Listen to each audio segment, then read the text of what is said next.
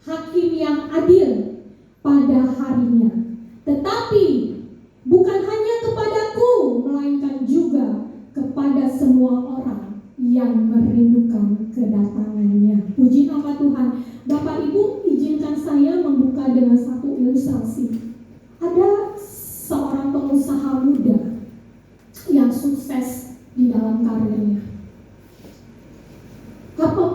dia mau, Bapak Ibu, dia bisa dapatkan. Tetapi pengusaha ini sangat sibuk sehingga dia tidak pernah memuji Tuhan setiap hari. Jangankan setiap hari, 1 minggu sekali saja untuk beribadah 2 jam dia tidak punya waktu. Dia katakan time is money. Dia sayang sama waktunya. Waktu adalah uang. Dia katakan ibadah bisa nanti, memuji Tuhan bisa nanti. Namun satu ketika tanpa diduga-duga dia mengalami suatu kecelakaan. Yang jadi pertanyaannya Bapak Ibu buat renungan kita, kemanakah kira-kira pengusaha ini pergi? Kepada kehidupan yang kekal atau kepada kematian yang kekal? Beberapa bulan yang lalu, di suatu hari Sabtu Bapak Ibu, saya dengar kabar di pagi hari sahabat saya meninggal karena sakit. Sore harinya saya dengar kabar lagi Bapak Ibu, bahwa mama dari sahabat saya yang lain itu meninggal juga. Dalam 1 hari 2 orang. Lalu besok paginya ternyata om saya, kakak ipar dari mama saya juga dipanggil Tuhan. Tidak ada satu orang pun di dunia ini yang tahu hari terakhirnya. Atau mungkin ada di web ini yang tahu hari terakhirnya? Tidak ada seorang pun yang tahu.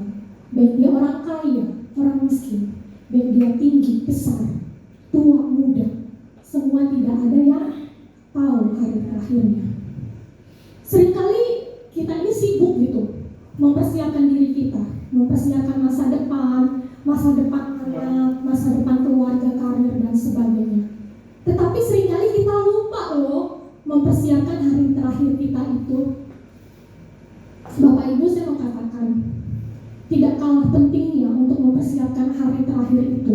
Bukan hanya penting mempersiapkan awal kehidupan kita, tetapi kita juga perlu mempersiapkan hari terakhir kita. Kenapa? Paulus mengatakan tadi di ayat 8, menerima mahkota kebenaran.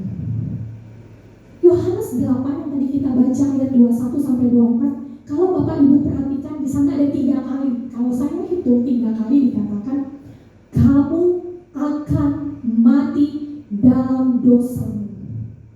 Ini adalah sesuatu yang serius.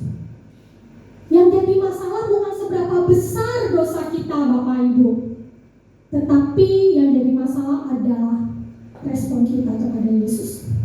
Satu hal saya mau katakan buat kita semua, yang paling menakutkan, yang paling menyeramkan, ketika hari itu tiba, kita didapatinya belum siap. Kita didapatinya masih dalam kondisi berdosa. Kita didapatinya belum sungguh-sungguh kepadanya. Boleh slide tampilkan Yohanes 8 ayat 21-24 ini Bapak Ibu, perikopnya Yesus bukan dari dunia ini. Dalam TB1 dikatakan di ayat 21, Yesus berkata pula kepada orang banyak. Lalu saya cek nih di TB2-nya. Di sana ayatnya itu lebih mudah dimengerti. Yesus berkata lagi kepada mereka. Saya penasaran Bapak Ibu waktu merenungkan ini. Siapa sih orang banyak itu? Siapa sih mereka itu? Lalu saya manjat ke perikop di atasnya, yaitu dalam perikop Yesus adalah terang dunia, yaitu 12-20. Ternyata sama Bapak Ibu, di awal kalimatnya di ayat 12-nya Yesus berkata pula kepada orang banyak, di TB1-nya dan di TB2-nya Yesus berkata lagi kepada mereka. Semakin penasaran dong saya ya. Saya manjat lagi di ayat 1. Ternyata jawabannya di sini Bapak Ibu, dalam perikop perempuan yang berzina. Ternyata mereka itu adalah orang-orang Farisi dan ahli-ahli Taurat. Ketika Yesus ada di Bukit Zaitun Bapak Ibu, waktu Yesus ada di Bait Allah pagi-pagi sekali Bapak Ibu, boleh tampilkan slide selanjutnya. Yesus mengajar mereka. Ternyata di sana ada orang-orang Farisi, ada ahli Taurat yang membawa seorang perempuan yang kedapatan berzina. Lalu orang-orang Farisi ini berkata sama Yesus, "Guru, dalam kitab Musa dikatakan bahwa perempuan seperti ini harus dilempari batu. Bagaimana menurutmu?" Tetapi respon Yesus, ternyata Yesus tidak menjawab apa-apa, Bapak Ibu. Yesus menunduk dan menuliskan di tanah. Orang Farisi ini terus mendesak. Tujuannya untuk mencari kesalahan Yesus, untuk mencoba Yesus. Dan karena desakan itu, akhirnya Yesus bangkit berdiri dan berkata, "Jikalau ada di antara kamu yang tidak berdosa, hendaklah dia orang pertama yang melempari perempuan itu dengan batu." Ternyata apa yang terjadi, Bapak Ibu? Satu persatu mereka keluar dari yang mulai terdekat. Ini artinya apa? Tidak ada satupun orang yang tidak berdosa. Orang-orang Farisi, orang-orang yang dikenal, orang-orang yang taat pada hukum Taurat, taat pada agama, yang cenderung dibilang orang-orang yang suci, kudus, agamawi dan sebagainya, ternyata juga ada dosa. Dalam benang merahnya kita ambil bahwa wanita ini adalah jelas berdosa. Dan ketika Yesus katakan kepada wanita itu, "Tidak adakah seorang pun yang melempari kau batu?" Tidak ada, Tuhan. Aku pun tidak menghukummu, pergilah dan jangan berbuat dosa lagi. Wanita yang berdosa ini datang kepada Yesus dan dia diselamatkan. Tetapi orang Farisi, orang yang merasa paling pintar, orang yang merasa paling suci, tahu agama, tahu hukum Taurat, merasa paling benar, tetapi hanya menghakimi.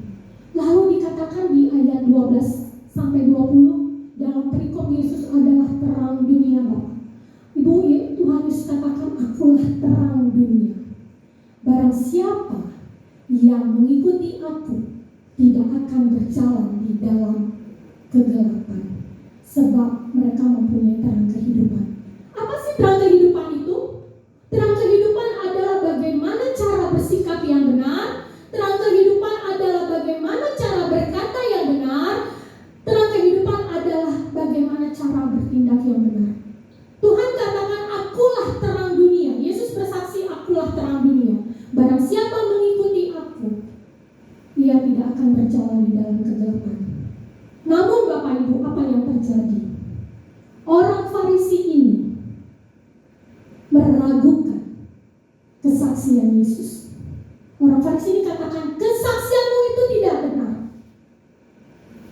Orang Farisi ini tahu agama, bahkan sering ikut pengajaran Yesus, tetapi meragukan otoritas Yesus. Kesaksianmu itu tidak benar. Yesus katakan, "Kesaksianku benar, sebab aku bersaksi bersama Bapa yang mengutus aku." Yesus katakan lagi kepada mereka itu maksudnya orang-orang Farisi ahli Taurat, "Kamu menghakimi menurut ukuran manusia. Aku tidak menghakimi siapapun. Kalaupun aku menghakimi, penghakimanku adalah benar, sebab aku menghakimi bersama Bapa yang mengutus aku." Di dalam kitab Tauratmu, di sana ada tertulis, kesaksian dua orang adalah sah. Aku memang bersaksi tentang diriku sendiri, namun aku bersaksi bersama Bapa yang mengutus aku. Lalu orang Farisi katakan apa? "Lalu di mana Bapa itu?" Wah, orang Farisi ini tahu hukum Taurat, tahu agama, merasa paling suci, merasa paling benar, ternyata dia tidak mengenal Yesus. Lalu Yesus katakan apa? "Baik, engkau tidak mengenal aku dan tidak mengenal Bapakku." Kita bisa dilihat dari perikop ini, Bapak, bahwa orang-orang yang merasa benar ini seperti orang-orang Farisi. Dia tahu hukum Taurat, dia sering dengar pengajaran Yesus, tetapi ternyata dia tidak mengenal Yesus. Banyak mungkin di antara kita yang sering pelayanan, yang sudah kemana-mana hebat, tetapi sesungguhnya kita tidak mengenal Yesus. Sesungguhnya kita tidak mengenal Bapa. secara sungguh-sungguh. Lalu dalam pembacaan kita di 21-24 tadi, Yesus berkata lagi, "Aku akan pergi dan kamu akan mati dalam dosamu.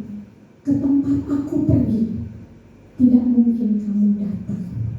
Wow, dahsyat ya Bapak Ibu. Ternyata orang berdosa tidak bisa datang ke tempat Yesus pergi.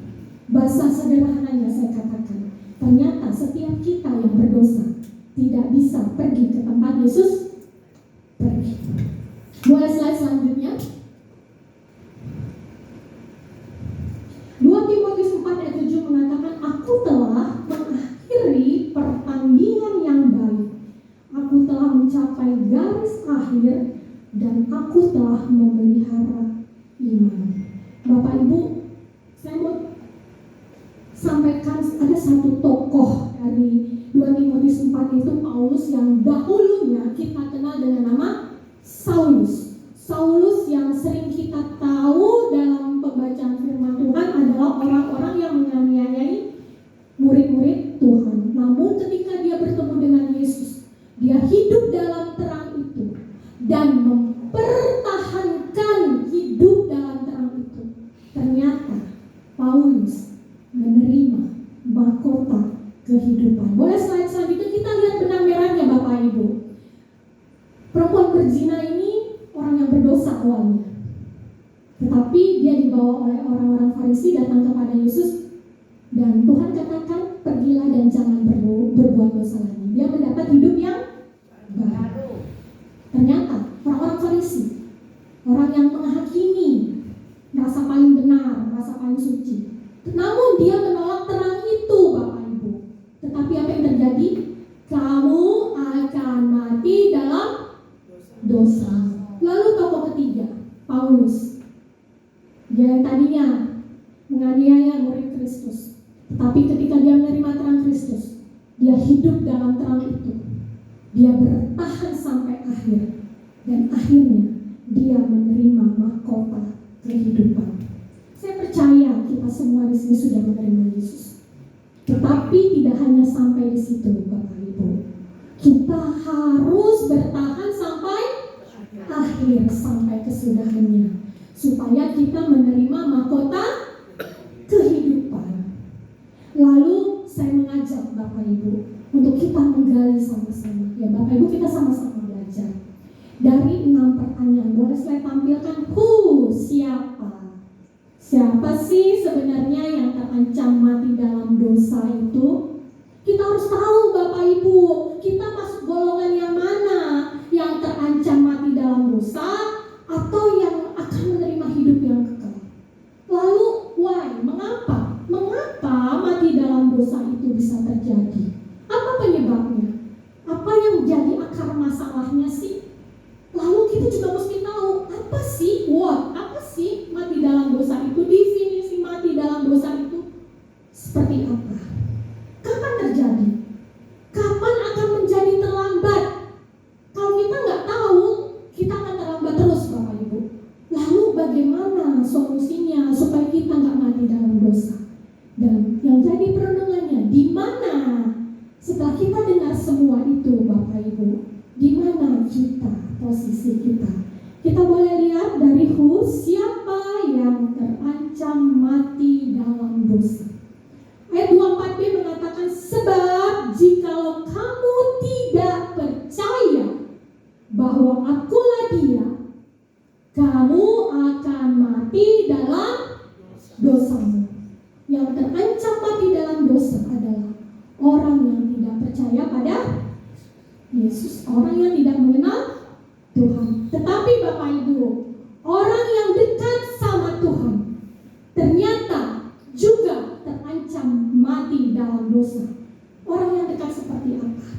Orang yang dekat sama Tuhan yang mati dalam dosa seperti apa? Yaitu seperti orang-orang Farisi yang merasa aman secara rohani, merasa tidak butuh Tuhan, merasa benar. Dia terancam mati dalam dosa. Yang kedua, yang terancam mati dalam dosa adalah orang yang sering dengar firman Tuhan tapi tidak mau melakukan apa yang dia ajarkan.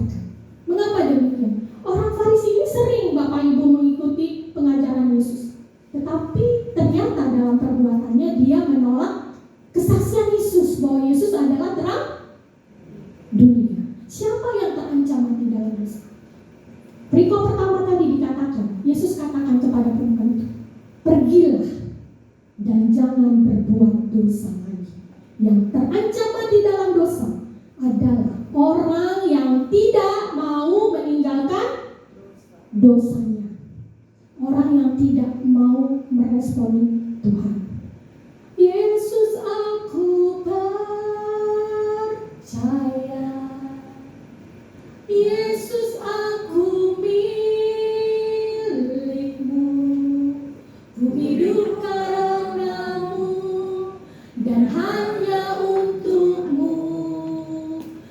Yesus, aku percaya.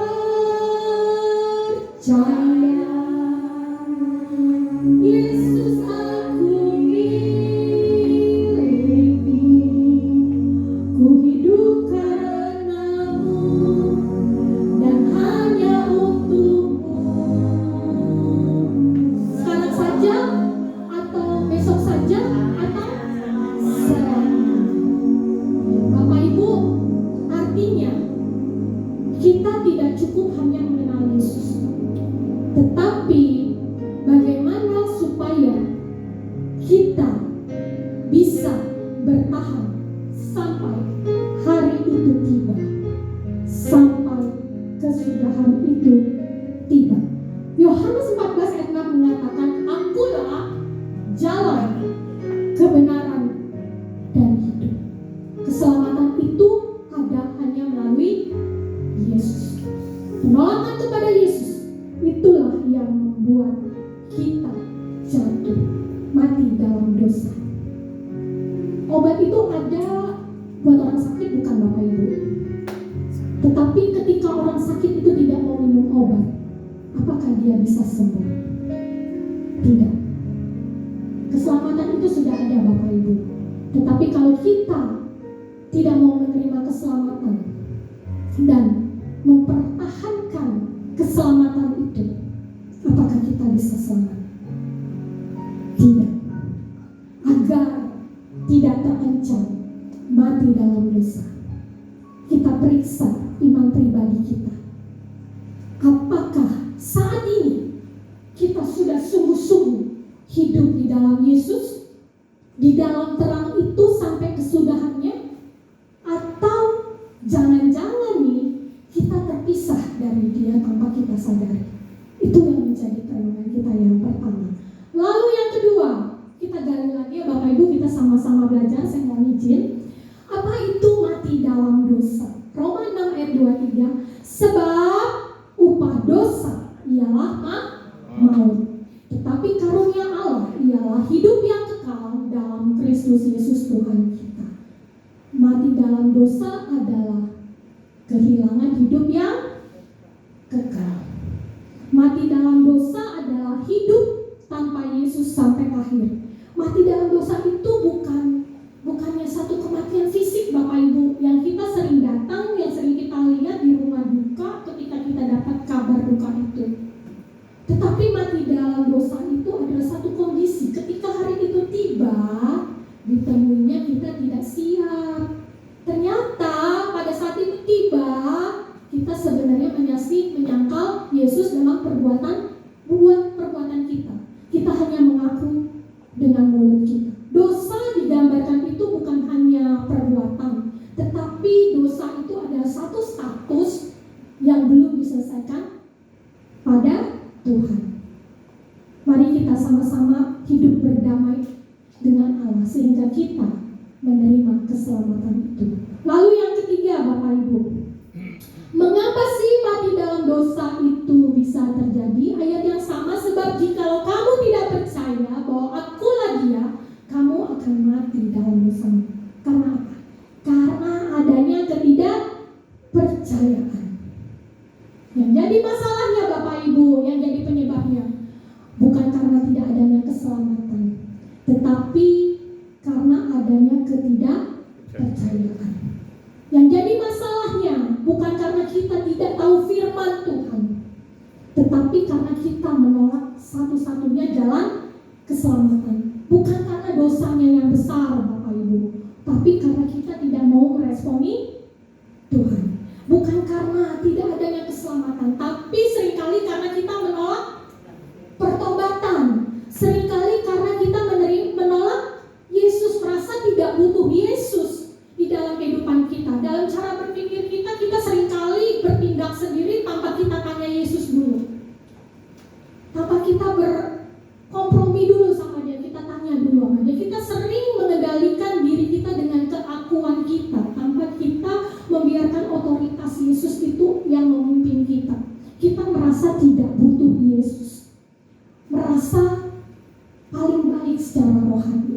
sudah hebat, sudah pelayanan dan sebagainya. Bukan karena Tuhan tidak mengasihi loh Bapak Ibu, tetapi karena adanya hati yang keras. Perempuan yang berdosa ini ketika datang kepada Yesus dia diselamatkan. Namun orang Farisi ketika dia menolak terang itu, dikatakan firman Tuhan, kamu akan mati dalam dosamu. Sebab itu jangan keraskan hati kita supaya kita tidak mati dalam dosa. Lalu yang keempat, kapan sih terjadinya mati dalam dosa itu? Kapan sih jadi terlambat? Yohanes 8 ayat 21 mengatakan, maka Yesus berkata pula kepada orang banyak, aku akan pergi dan kamu akan mencari aku, tetapi kamu akan mati dalam dosamu. Ke tempat aku pergi, tidak mungkin kamu datang. Tragedi bukan Bapak Ibu, ketika kita sudah sadar, kita mau bertobat, tapi kita tidak bisa temui Yesus lagi. Kesempatan itu ada selagi kita masih hidup. Ketika kematian itu sudah jadi bagian kita, kita tidak bisa bertobat lagi. Kita tidak bisa hidup di dalam terang itu lagi. Inilah kesempatan. Kalau Roh Kudus masih berbicara, itu tandanya dia masih bekerja. Yesus berjanji ketika sebelum dia terangkat ke surga, Yesus berjanji kepada murid-muridnya untuk menyediakan seorang penolong bagi kita, yaitu Roh Kudus. Roh Kuduslah yang memimpin kita untuk tetap mempertahankan iman kita sampai akhir kesudahan kita. Bapak Ibu, ada satu kesaksian dari satu keluarga, boleh bantu untuk kita dengarkan terlebih dahulu.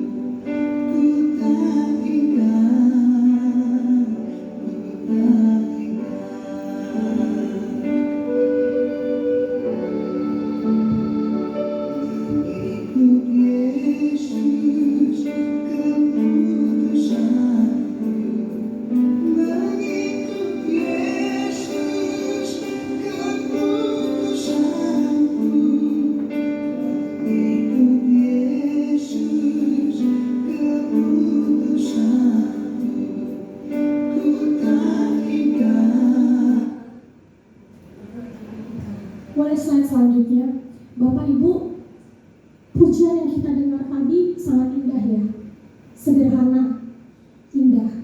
Sering kita nyanyikan di persekutuan doa kita. Tapi sebenarnya Bapak Ibu tahukah ada kisah pilu loh di balik pujian itu. Pujian ini tercipta karena adanya kematian satu keluarga mati martir yang menerima Yesus sebagai Tuhan dan Juru Selamat. Dan ini terjadi di sebuah desa kecil di India sekitar tahun 1800-an Bapak Ibu.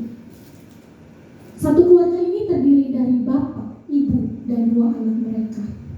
Ketika keluarga ini memutuskan untuk menerima Yesus sebagai Tuhan dan Juru Selamat, ternyata kepala suku tak senang Bapak Ibu. Lalu memanggil satu keluarga ini dan dikumpulkan di alun-alun desa untuk dihakimi. Di sana kepala suku meneriakkan, menyangkal Kristus atau keluargamu akan mati. Dalam kondisi seperti itu, pria itu tidak tahu harus berkata apa, harus jawab bagaimana. Yang dia ingat hanyalah penggalan lagu yang dia ciptakan sendiri, yang berjudul I have decided to follow Jesus. Mengikut Yesus adalah keputusanku. Dan tahukah Bapak Ibu, secepat itu juga kedua anaknya mati. Lalu kesempatan kedua diberikan oleh kepala suku ini kepada pria ini dengan meneriakkan, meninggalkan imanmu atau istrimu mati. Namun lagi-lagi pria ini gak menyerah Bapak Ibu. Dia katakan, don't go with me, still I follow. Meskipun tidak ada yang menyertai, tetap ku ikut. Dan saat itu juga istrinya mati. Tragis ya Bapak Ibu. Lalu kesempatan terakhir diberikan kepala suku kepada pria ini dengan meneriakkan, menyangkal Kristus dan meninggalkan imanmu atau engkau pun mati. Pria ini gak menyerah Bapak Ibu. Dia katakan, the cross before me, the world behind me. Salib di depanku, firman di belakangku. Dan ternyata itu akhir dari hidupnya Bapak Ibu. Kematian dari pria ini ternyata membuka Injil lebar di tempat itu, di daerah itu Bapak Ibu. Dan kepala suku ini pun bertobat. Dia bingung kenapa ada seorang pria, bahkan satu keluarga, yang rela mengkorbankan hidup mereka untuk satu nama, yaitu Yesus Kristus Tuhan. Dan kepala suku ini pun diubahkan, dan di alun-alun desa yang sama dia menyatakan imannya kepada Yesus. Lalu kata-kata yang warna merah itu Bapak Ibu, dibuatlah lagu him oleh misionaris India bernama Sadhu Sundar Singh dan di aransemen komposer Amerika bernama William Reynolds. Betul Pak Gembala? Amen. Ya, pria ini, satu keluarga ini Bapak Ibu mati martir, tapi mereka selamat. Namun ada juga nih yang hidupnya baik-baik aja, nyaman-nyaman aja, lancar-lancar aja, enak-enak aja, tapi kematian yang kekal. Jangan sampai terlambat Bapak Ibu, jangan sampai menyesal. Jangan menunda-nunda untuk kita tetap hidup dalam terang itu sampai pada kesudahannya. Lalu sedikit lagi Bapak Ibu, bagaimana caranya supaya tidak mati dalam dosa?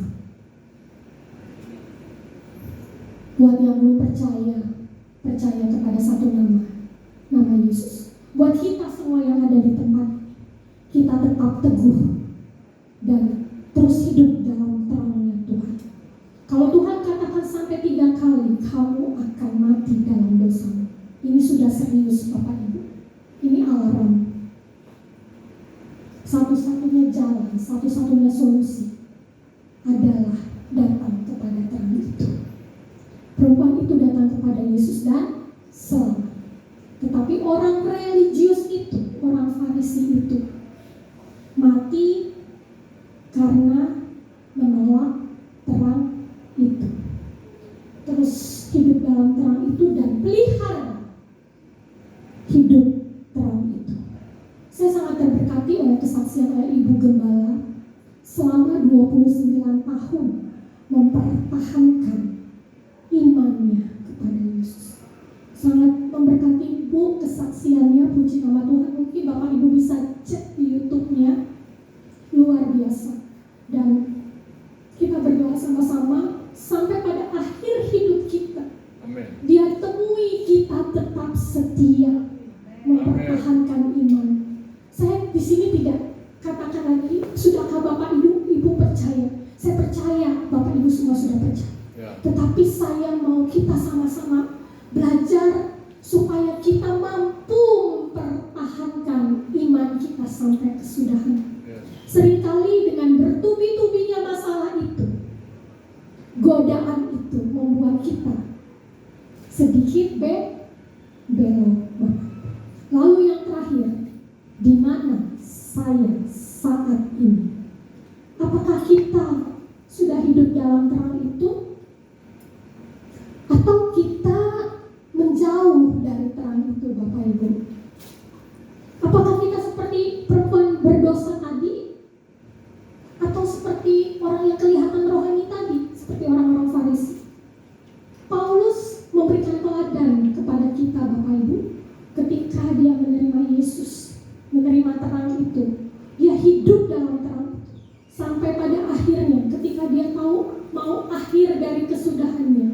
dia tetap bertahan. Dia katakan, aku telah mengakhiri pertandingan yang baik. Dia tidak katakan, aku hebat, aku kaya, aku serba bisa. Dia tidak katakan demikian. Tetapi dia katakan, aku telah mengakhiri pertandingan yang baik. Aku telah mencapai garis akhir. Dan aku telah memelihara iman. Sekarang telah tersedia mahkota kebenaran yang dianugerahkan kepadaku oleh Tuhan Hakim yang adil itu pada saat itu. Dan itu berlaku, katanya kan firman Tuhan mencatat, tadi saya sudah baca ya buat Bapak Ibu. Dan itu berlaku juga bagi setiap kita yang menanti kedatangannya. Puji nama Tuhan. Yang jadi epilognya Bapak Ibu, saya baca ya buat Bapak Ibu ya. Sebelum terlambat Bapak Ibu, mari kita sama-sama pastikan iman pribadi kita. Apakah kita sungguh-sungguh memutuskan mengikuti Yesus dan hidup dalam terang itu sampai akhirnya. Mari kita tinggalkan dosa. Mungkin masih ada dosa yang kita pelihara yang tanpa kita sadari atau mungkin yang kita lupa. Dan jangan kompromi dengan sesuatu yang membawa kita kepada kematian rohani. Kiranya firman Tuhan ini memberkati kita semua. Saya ajak Bapak Ibu semua untuk angkat percaya, angkat pujian Yesus aku percaya. Boleh WL bantu saya ya Bu? Yesus aku percaya.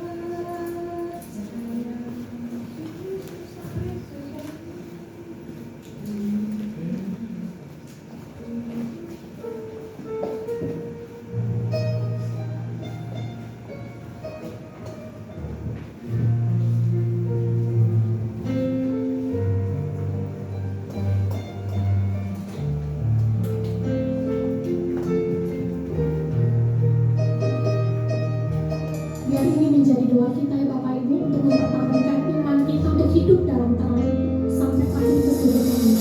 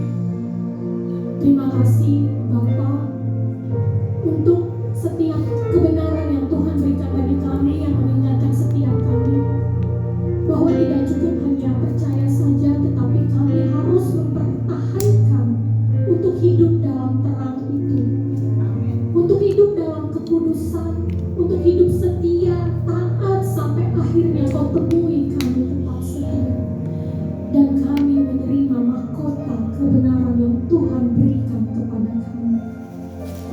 Terima kasih Bapa untuk firman-Mu. Hamba-Mu berhenti, hamba-Mu terbatas. Roh Kudus, kehadiran-Mu ya Bapa, yang sudah kami terima, yang menjadi penolong di dalam kehidupan kami. Roh Kuduslah yang mengingatkan kami senantiasa menjalani hari-hari kami. Ketika kami berbeban berat, masalah bertubi-tubi itu hadir di dalam hidup kami, Roh terus ingatkan kami untuk kami tetap hidup dalam terang itu, mempertahankan terang itu ya Bapa. Terima kasih Bapa, hamba-Mu berhenti. Segala kemuliaan hanya bagi-Mu, Kau semakin ditinggikan, dipermuliakan, dan hamba semakin kecil. Hanya di dalam nama Yesus kami berdoa dan mengucap syukur. Haleluya, semua yang percaya katakan amin. Puji nama Tuhan, Tuhan Yesus memberkati. Haleluya, puji nama Tuhan. Bapak Ibu diberkati, amin. Sekali lagi kita berikan tepuk tangan, sorak-sorai bagi Tuhan Yesus. Kita ingat ya, terus kita mau belajar hidup setia di dalam Tuhan. Memang gak gampang Bapak Ibu terkasih ya, karena kita masih hidup di dunia ini, karena kita masih jatuh di dalam dosa, tapi kita percaya bahwa Tuhan yang memampukan kita agar kita boleh menjadi anak-anak Tuhan yang setia mengiring Tuhan. Amin. Haleluya. Semua kita boleh diberkati oleh kebenaran firman Tuhan. Kami bersyukur dan mengucapkan terima kasih buat hambanya Ibu Mary Lomban Toruan. Terima kasih menjadi saluran berkat di tempat ini, dan biarlah Tuhan terus memakai, memberikan hikmat, dan kami percaya dimanapun Ibu Mary beserta dengan keluarga terus menjadi berkat kemuliaan bagi Tuhan. Amin. Puji nama Tuhan. Bapak Ibu terkasih, kita juga akan memberikan persembahan kita pada sore hari ini untuk gereja kita dukung, dan kita percaya setiap persembahan yang kita berikan boleh memberkati pekerjaan Tuhan di tempat ini. Saya mau membawakan satu ayat firman Tuhan. Bapak Ibu terkasih, kita boleh melihat akhir-akhir ini ada banyak sekali kejadian-kejadian, ada mungkin yang mengkhawatirkan kita ya Bapak Ibu ya. Begitu banyak yang namanya minyak semakin meninggi, kebutuhan pokok juga di pasar. Mungkin ada beberapa Bapak Ibu yang ada ke pasar ya, saya ke pasar ya, karena saya ibu rumah tangga ya. Kadang beli ini udah mahal, cabai mahal, ini mahal, jadi kadang bawa uang cuma segini nggak cukup gitu. Kadang-kadang dalam hati bilang sama Tuhan, Tuhan gimana